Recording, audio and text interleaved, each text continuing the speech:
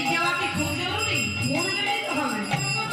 আমার আমরা যখন কোনো ভক্ত যদি গোবিন্দের সাথে মিলিত হয়, শরীরটা যায় না মনটা যায়? তোমার শরীর তোমারই থাকবে, তোমার দেহের মধ্যে যে মনটা আছে সেটাই হলো ভগবান, সেটাই হলো গোবিন্দ।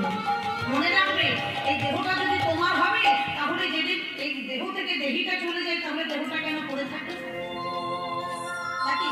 দেহটা যদি তোমার হবে, তাহলে যেদিন এই প্রাণপাখিটা উড়ে চলে যায়, সেদিন তুমি কেন আর কথা বলতে পারো না?